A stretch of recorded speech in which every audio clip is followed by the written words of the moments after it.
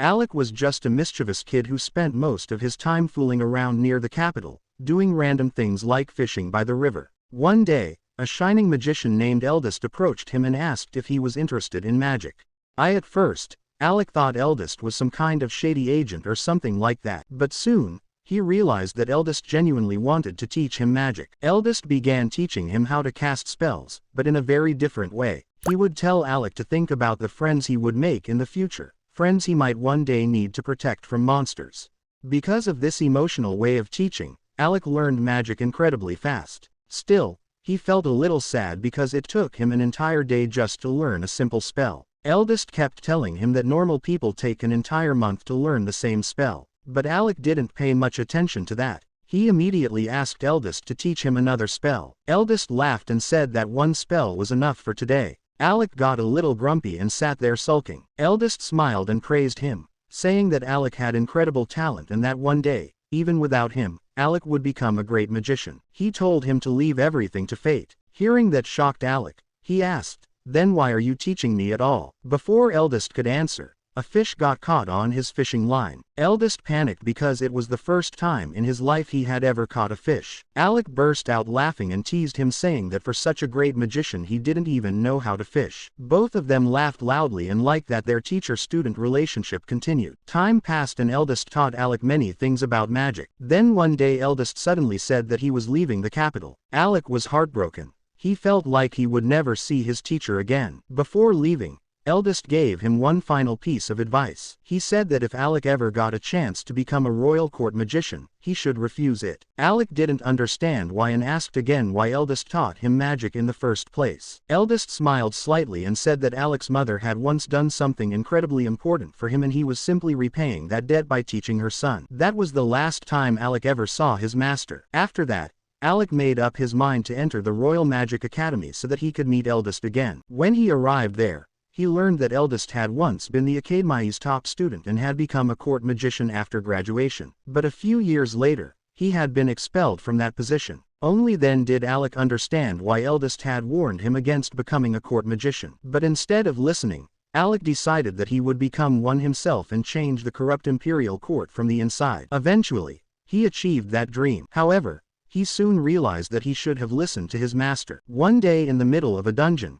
Crown Prince Regulus expelled Alec from his adventurer party. Shocked, Alec asked what he had done wrong. Regulus coldly replied that it was because Alec was useless. At that moment, Alec realized that everything Eldest had said was true. Regulus angrily said that he always risked his life fighting monsters on the front lines, while the fire magician Lenny pushed enemies back with powerful spells, and their tank companions blocked all attacks with their shields. Meanwhile, Alec always stayed in the back and could only use minor support magic. Mocking him, Regulus said they had no need for a loser like him in their party. He went on to say that Alec wasn't even worthy of being called a court magician. Alec tried to explain why he only used support magic, but Regulus refused to listen. Then Lenny interrupted and called Alec a coward, saying he had no courage at all. She said that every time they tried to go deeper into the dungeon, Alec was the one who stopped them. Even their tank silently nodded in agreement. Lenny added that they had only tolerated Alec until now because the king had ordered him to be part of their party. But now that the prince himself had kicked him out, there was no reason to treat him well anymore. Laughing, Regulus said that Alec probably topped the academy only because he sucked up to the professors. Everyone laughed at that and Alec lowered his head in shame. Then Regulus pointed at the dagger Alec carried and asked why a commoner was even allowed to carry a weapon. Calmly, Alec explained that the dagger would be useful on the next dungeon floor. That only made Regulus angrier. He snatched the dagger, grabbed Alec by the collar, and shouted that no one in his party was allowed to disobey him. Pulling on Alec's wizard robe, he said that Alec wasn't worthy of it. Completely broken, Alec left the dungeon without saying a word. Even after all the insults and humiliation, Alec still wanted to help them. He spent the entire night preparing notes about the lower dungeon floors so that Regulus could handle them, knowing that the prince didn't actually have much magical power himself. The next day, Alec went to the palace. But when he tried to meet the king, the guards stopped him. They told him that he was no longer a court magician. He was now just a commoner, and commoners weren't allowed inside without permission. And Alec was stunned. Just then, Lenny appeared and mocked him, telling him to get lost. As she walked toward the palace, Alec begged her to stop and asked her to at least listen once. He said that the king himself had made him a court magician and sent him to the prince's party. He asked her to give these notes to the king. Lenny took the notes, but in the next moment, she tore them apart and threw them on the ground, crushing them under her foot. Then she told the guards to throw this commoner out. Now, Alex stood in the middle of the city. Without hope, without a job, and without dignity, he finally realized that Eldest had been right. He should never have become a court magician. Just then, he heard a familiar voice. He turned around and saw a red-haired girl looking at him. In the next moment, she ran over and hugged him tightly. For a few seconds, Alec couldn't understand what was happening. Then, he recognized her. It was Yoda, his old friend from the academy days. They sat together and talked, and Alec told her everything about how he had been kicked out of the prince's party and stripped of his position as a court magician. Hearing this, Yoda became furious. She cursed the kingdom, saying that it was disgusting how much discrimination existed between nobles and commoners. Alec somehow calmed her down so that no one else would overhear them. Then Yoda smiled and said that this was actually a good thing. Alec wasn't surprised to hear that. After everything he had gone through in the last 2 days, nothing could hurt him anymore. Yoda reminded him of a promise she had made before, that one day she would definitely invite him into her party. Alec remembered it. She explained that she had come to the capital for that very reason. Standing up, she extended her hand toward him and said, "Come on, Alec. Let's conquer dungeons together." Alex's face lit up, but deep down he hesitated. After losing his job, he had lost confidence in himself. But Yoda didn't care about any of that. She clearly said that she only wanted him in her team and that no other magician could replace him. Hearing that,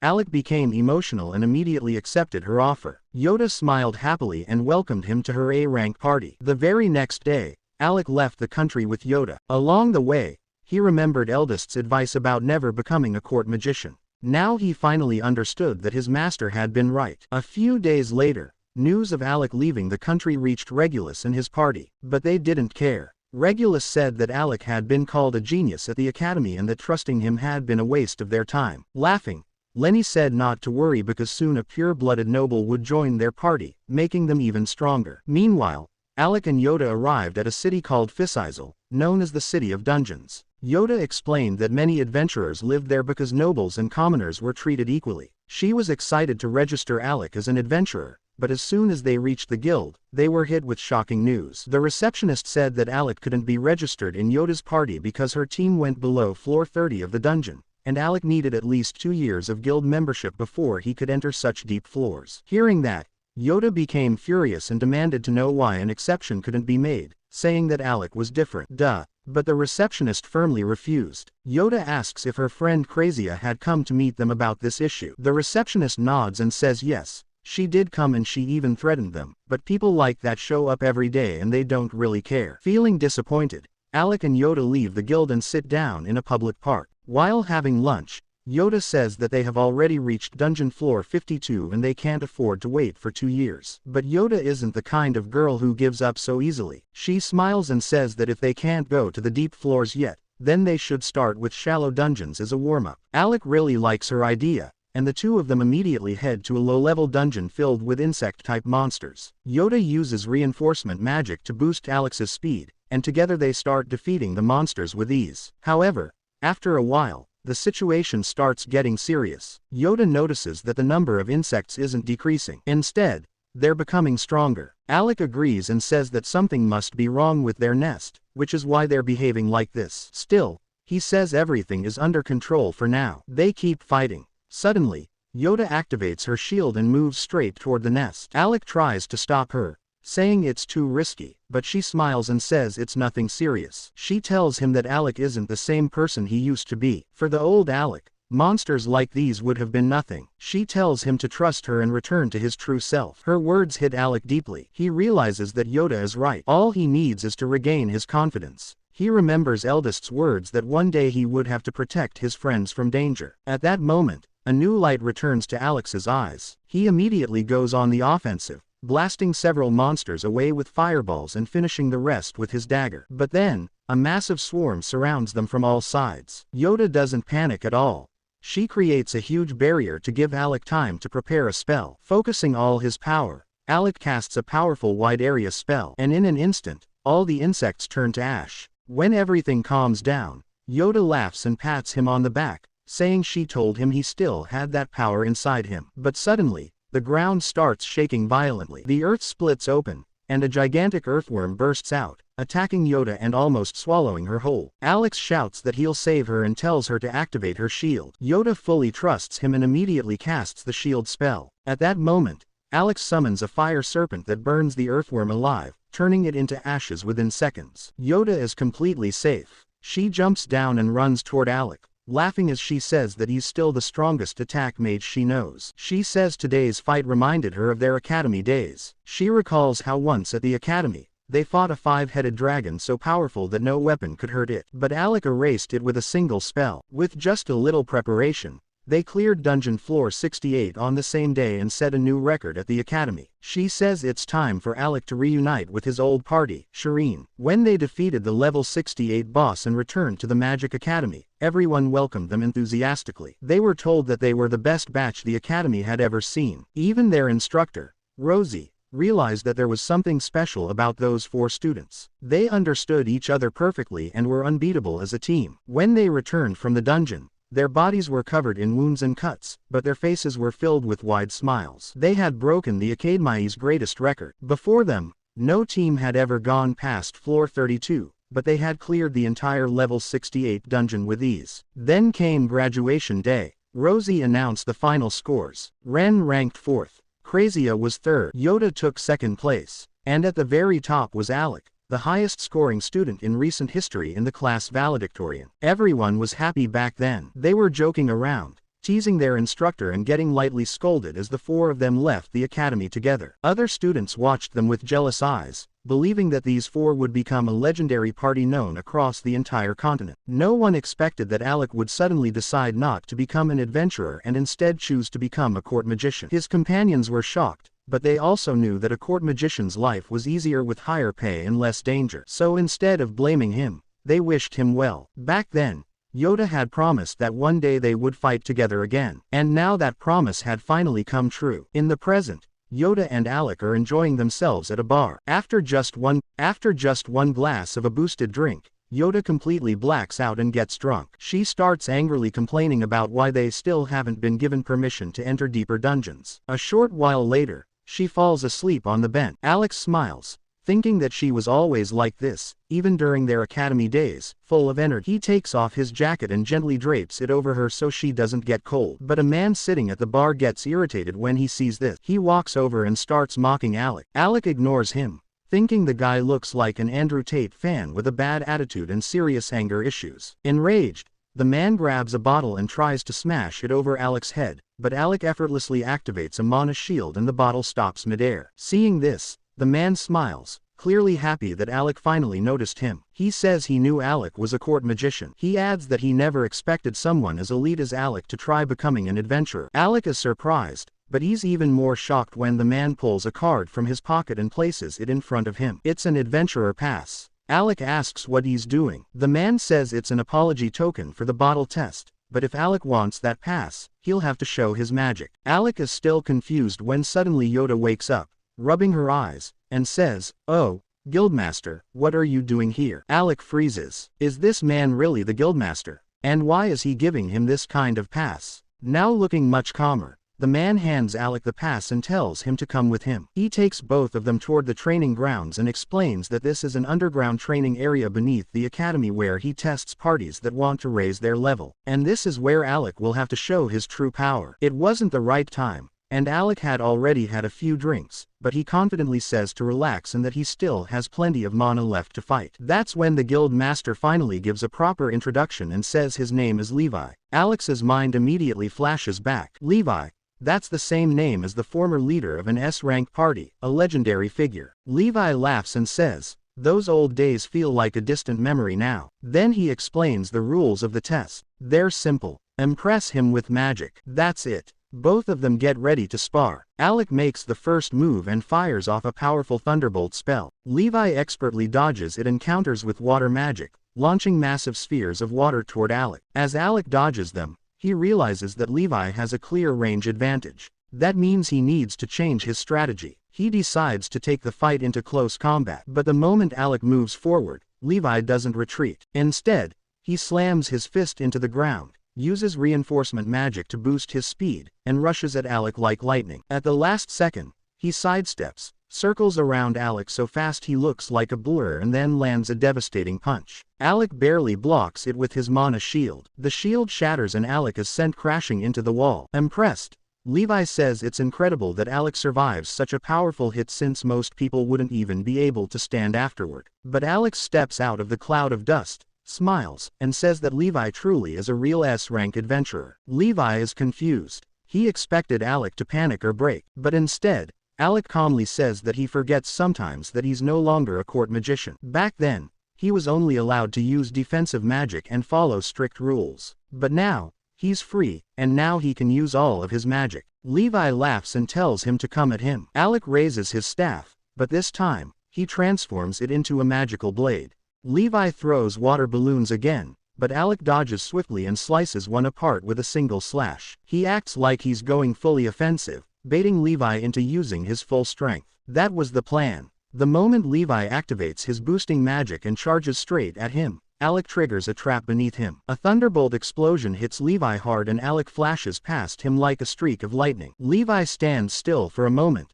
then smiles and says that Alec is on a completely different level and actually overpowered his magic. Alec thinks the fight is over, but Levi isn't done yet. He activates his trump card, magical gauntlets made from dragon scales. The moment he puts them on, his strength multiplies. Levi charges at Alec with full force. Alec barely dodges the first punch, which slams into the ground and leaves a massive crater. Alec retreats, but he refuses to give up. He fires a lightning spell, but Levi swats it away like it's nothing, completely ignoring the hit. Levi pushes through the thunder attack and tries to land a direct punch. Alec blocks it with his shield, but still gets pushed back. He realizes this is insane.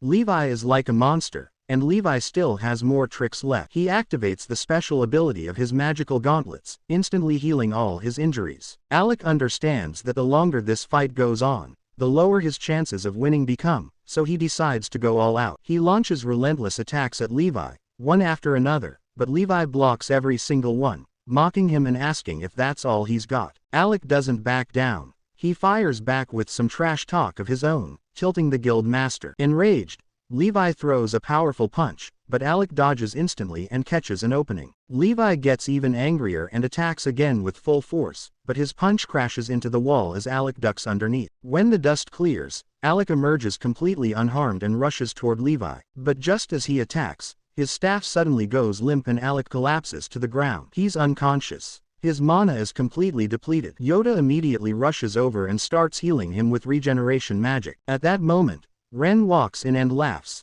telling Levi that even as an S-rank adventurer, he really went all out on a low-rank guy. Levi glares at him and tells him to shut up, saying he was just testing Alec's limits anyway and that he had already planned to pass him. Ren carries Alec to a room so he can rest, then sits down on the floor, feeling nostalgic. He says it's been a long time since they all sat together like this. Suddenly, the receptionist bursts into the room and says she urgently needs the guildmaster. Without a word, Levi grabs her by the face and drags her outside. After Levi leaves, Ren grabs a few bottles of booze and asks Yoda to tell him everything that happened to Alec. As she explains, Ren's anger keeps growing. He learns that Alec's previous party treated him like nothing more than a pack mule, forcing him to manage inventory and forbidding him from using magic except for defensive spells. They didn't even allow him to carry a small dagger. Furious, Ren smashes a bottle, and the sound wakes Alec up. Alec sits up, still a bit confused, but smiles when he sees Ren.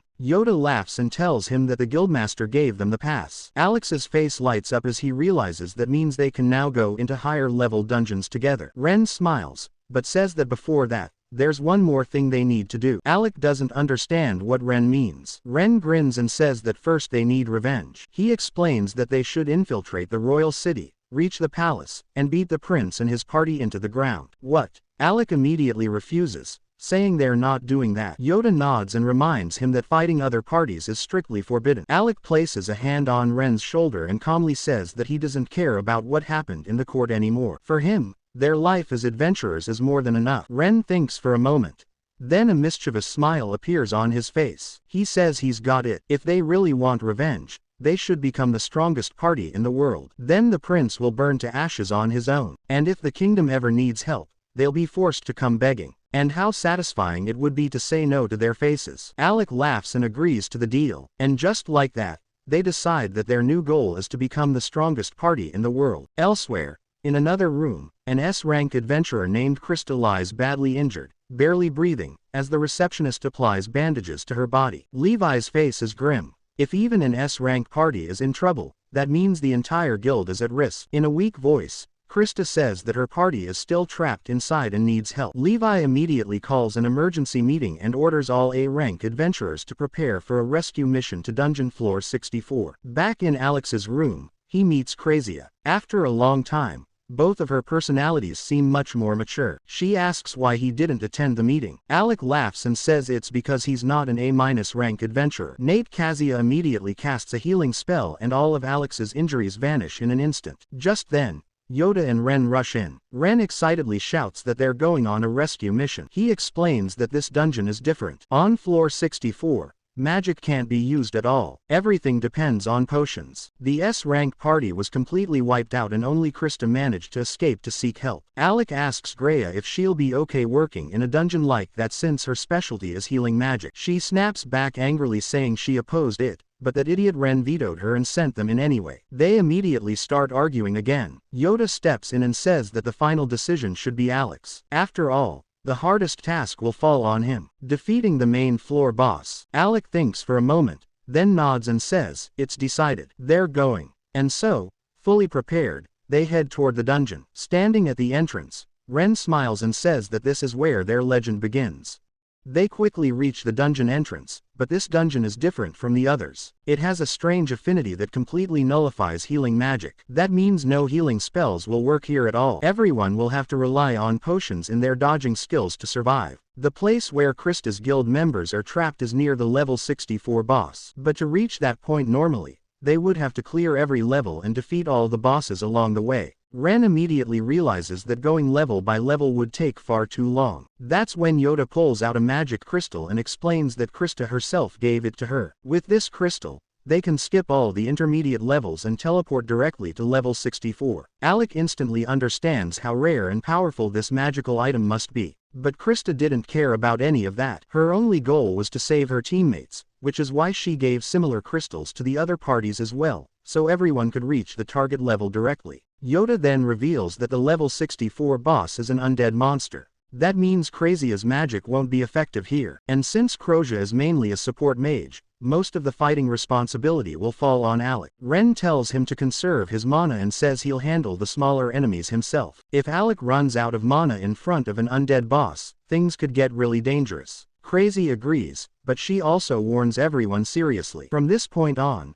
they are literally fighting death itself. An S-rank party has already been wiped out here, so no one should take this lightly. Instead of feeling scared, Ren gets even more excited. He fires everyone up, declaring that this is where their legendary party story truly begins. As soon as he says that, Yoda throws the magic crystal into the air. In an instant, all of them are teleported straight into the level 64 dungeon. The moment they arrive, they find themselves inside a dark, damp cave. Suddenly, countless undead skeletons rise from the ground, swords and shields clutched tightly in their hands. Ren doesn't hesitate for even a second. He pulls out his spear and charges forward, cutting down multiple skeletons at once. With a confident grin, he says that so far, level 64 feels pretty easy. The others stay alert, watching carefully. More skeletons begin crawling out of the walls and closing in. Ren dives straight into them again, cutting down anything that comes near him. But Yoda starts to panic because Ren has moved out of the range of her support magic. She runs after him, calling out for him to come back. Alec and Krozia stay behind. Krazia calmly says that Ren will be fine. He has that ancient artifact, the piercing black spear, an almost indestructible weapon that's always razor sharp. She jokes that it's the perfect weapon for a brainless idiot. Alec laughs and shouts at Ren, asking if he needs help. Ren replies confidently that he's totally fine and that this is the child's play for him before continuing to demolish the skeletons. Smiling, Alec moves forward to join him. Suddenly, Alec feels something strange behind him. Without thinking, he fires a lightning bolt backward. When the dust clears, there's nothing there. Slightly confused, he mutters that he thought someone was behind him and assumes it was just his imagination. Then his expression changes. He senses something again. Drawing his sword, He dashes forward like lightning and slashes through the air. His blade collides with something invisible, and the creature finally reveals itself as a Grim Reaper. Ren smirks lightly and comments that it looks like Alec hasn't gotten as weak as he thought. He admits that he already knew there was an invisible enemy nearby, but dealing with that kind of threat isn't his specialty. The Grim Reaper counterattacks Alec, but Alec blocks the strike and leaps backward toward Ren. In that moment, Alec realizes something important. Ren trusts him completely, not just as a party member, but as a true friend who will protect him. For the first time in years, Alec feels that kind of trust again. Fueled by that emotion, he raises his magic sword and delivers a powerful slash, cleaving the Grim Reaper in two and finishing it on the spot. He turns to Yoda and asks if she knew about this. Yoda immediately apologizes for not mentioning it. Meanwhile, Crazia laughs and says that he should talk to Ren about it since Ren was the real mastermind behind the plan. Alex smiles and tells Ren that one day he'll repay this favor. Ren replies that they should focus on getting out of this dungeon alive first. The four of them stand together, fully prepared to wipe out every enemy in their path. Not long after, Alec and Ren both leap into action again, launching fierce attacks on the undead skeletons and cutting them down one by one. Yoda stays in the back, constantly reinforcing them with magic. Ren is now completely in his element, taking down skeletons with stylish movements. Kasha provides cover from behind with her bow, eliminating any skeletons that try to sneak up on Ren. A few skeletons manage to get close to her, forcing her to defend herself with her magic staff. Soon, they realize that this wave of skeletons seems endless. That's when Alec calls everyone back, telling them to fall behind him so he can clear everything at once. The other three retreat behind him. Alec unleashes a devastating thunderbolt skill, flooding the entire area with blinding lightning. Every skeleton is reduced to ashes in an instant. Once everyone is safe, Ren grins and asks why Alec keeps using only Thunderbolt when he used many other offensive magic types back at the academy. Alec quickly makes an excuse, saying Thunderbolt has a fast casting time, so it's more efficient. Ren can tell that Alec is hiding something, but he stays quiet for now. Time is limited. Egna. Suddenly, a monstrous roar echoes from ahead. Everyone realizes they're near the boss room. Ren doesn't waste a second. After receiving reinforcement magic from Yoda, he shoots forward faster than a lightning bolt toward the source of the sound. Alec is shocked by Ren's speed, which is further amplified by Yoda's magic. All three of them chase after him through the tunnel and emerge into a wide open area. There, they see Ren sitting calmly on a ledge. Below him, a jointed monster is chasing a one-armed adventurer. Alec immediately wants to jump in and save the man, but Ren casually says that the guy running is Loki, the most annoying jerk from the infamous party Rechroma. Crazia nods, agreeing that Loki is a very cunning support magician. Alec can't believe they're just standing by while someone is about to die. Meanwhile, Loki is screaming while running, yelling at Ren to help him, and threatening to haunt him every day if he dies. His shouting and insults don't affect Ren at all. He just watches silently, looking bored. Then Loki slips and falls to the ground. It looks like the monster is about to kill him. Alec prepares to jump in, but Gojo stops him and tells him to wait and watch. Alec focuses and notices the monster slowly approaching Loki. Suddenly, a trap spell activates beneath the ground. A terrifying lava blast erupts, blowing the monster away. Alec is stunned. Crazia laughs and says she told him Loki is a very clever magician. The monster staggers and accidentally triggers another trap. Loki turns around laughing loudly and shouts that only an idiot would slip in a place like this, but his laughter vanishes when the enraged monster begins charging a massive magic blast. Loki realizes his death is now certain. At that exact moment, Ren jumps in like lightning and saves him. Loki can't believe he's still alive. Meanwhile,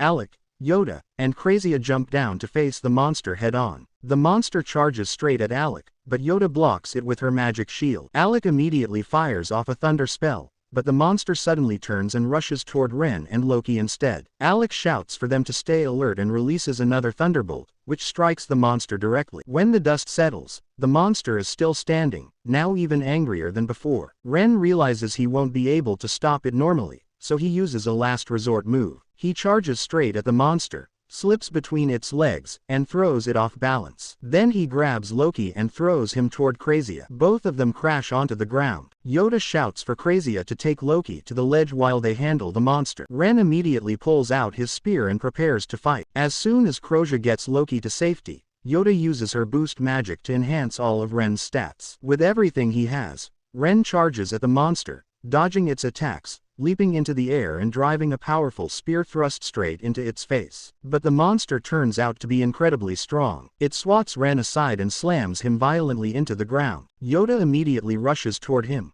but the monster swings its attack, trying to crush her as well. Luckily, at the very last moment, Yoda casts a shield spell, giving Ren just enough time to get back on his feet. Meanwhile, Alec enters a completely different zone. It's as if he's conducting an orchestra. In a single moment, 5 magic circles appear around the monster at the same time. Loki is left completely stunned. Creating even 3 magic circles is extremely difficult. Yet, Alec is controlling 5 simultaneously. Loki can't help but think that this guy is an absolute genius. Croja smiles and says that Alec can do even more. And sure enough, Loki's eyes go wide when Alec suddenly forms 20 magic circles at once. The monster, furious, charges straight toward them, but Ren leaps onto its body and drives his spear into its tail, creating the perfect opening for Alec to finish preparing his final spell. Ren jumps off the monster's back. At that exact moment, Alec completes his casting and releases a devastating thunderbolt spell. The demon is struck violently and forced to a halt. But when Alec goes in for a second strike, everyone is shocked as the monster somehow dodges to the side and avoids the attack. It immediately begins charging a powerful magic blast. Crazy reacts instantly,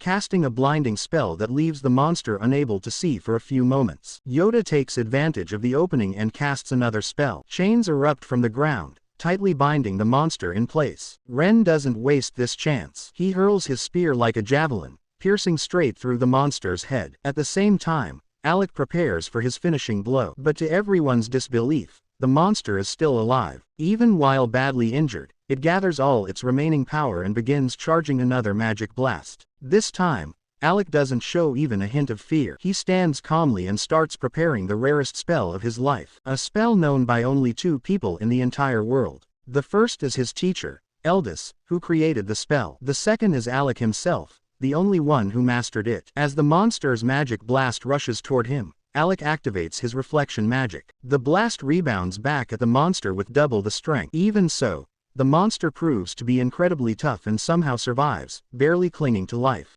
It immediately starts charging yet another spell. This time, Alec creates a new combination. Along with his reflection magic, he summons multiple magic circles at once. The entire area erupts in flames. A massive inferno engulfs the monster. At that exact moment, Ren leaps into the air and strikes down at the monster's head, slicing it cleanly into 2. At Senta, as the monster collapses, their victory is finally secured and the entire team erupts in celebration. Loki walks over and thanks Alec, saying that with his help, everything worked out just fine. He adds that he always knew a court magician would be capable of something this incredible. Alec calmly replies that he already quit that job. Loki smiles and says that was probably a good decision, though it's unfortunate what happened to the prince in his party. Then Loki drops a bombshell that leaves everyone stunned. He reveals that the monster they just defeated wasn't the real floor boss. It was only a sub-boss that got separated from the main group while chasing him. Everyone's eyes go wide. If a sub-boss was this powerful,